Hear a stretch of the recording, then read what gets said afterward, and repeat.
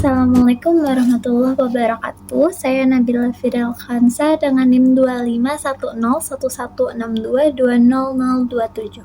Pada video kali ini saya akan menjelaskan kembali menggunakan peta konsep yang sudah saya buat tentang apa yang telah disampaikan oleh kelompok fonetik di minggu lalu. Mohon maaf apabila tidak terlalu jelas karena di sini tidak ada kamera mirror. Jadi langsung saja saya jelaskan. Nah, dalam linguistik fonetik berfokus pada bunyi bahasa sebagaimana adanya tanpa memperhatikan apakah bunyi tersebut berfungsi sebagai pembeda makna atau tidak. Nah, fonetik ini dibagi menjadi 3, yaitu yang pertama ada fonetik artikulatoris. Fonetik artikulatoris mempelajari bagaimana bunyi bahasa itu dihasilkan oleh alat ucap manusia seperti lidah, bibir, gigi, langit-langit, dan pita suara. Dua hal utama yang selalu dianalisis yaitu ada pertama tempat artikulasi, di mana bunyi dihasilkan oleh bil labial yaitu dua bibir bertemu, contohnya seperti pengucapan pada huruf P. Lalu yang kedua ada alveolar, adalah saat lidah itu ke gusi, contohnya seperti penyebutan T. Lalu ada velar, adalah ketika bagian belakang lidah itu ke langit-langit lunak, contohnya seperti huruf K. Nah, yang kedua ada cara artikulasi. Bagaimana udara itu keluar, yaitu yang pertama ada letup. Ketika kita menyebutkan huruf P, maka udara itu pertama itu ditahan terlebih dahulu baru dilepas sehingga terdengar seperti letupan. Yang kedua ada geser, yaitu saat udara digeser sempit, contohnya seperti penyebutan pada huruf E. Yang ketiga ada sengau atau nasal, yaitu saat udara lewat hidung, contohnya ketika menyebutkan huruf M. Nah, pada selanjutnya ada fonetik akustik.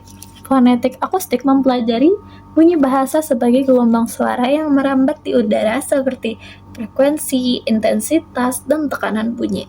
Nah, yang ketiga ada fonetik auditoris. Fonetik auditoris ini mempelajari bagaimana bunyi bahasa diterima dan diproses oleh telinga serta otak manusia.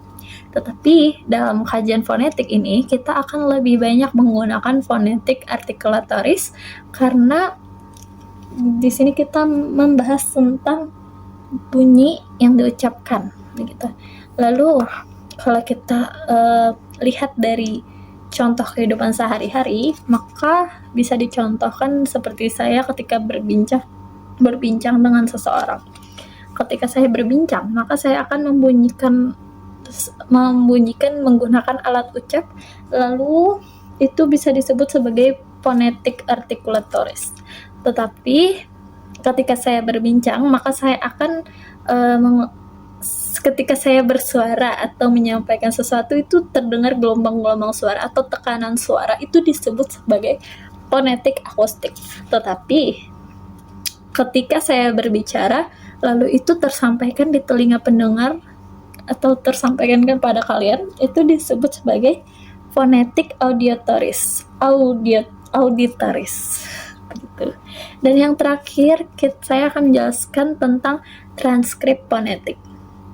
Nah, transkrip fonetik ini adalah penulisan bunyi-bunyi bahasa secara akurat dengan menggunakan huruf atau lambang fonetik.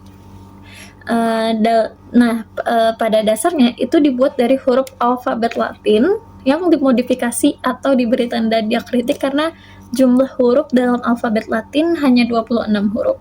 Sedangkan bunyi bahasa yang dihasilkan manusia jumlahnya jauh lebih banyak daripada jumlah huruf tersebut begitu. Nah, mungkin itu saja yang bisa saya rangkum kembali dari penjelasan kelompok 2 di minggu lalu mengenai fonetik. Mungkin itu saja dulu dari saya. Terima kasih. Assalamualaikum warahmatullahi wabarakatuh.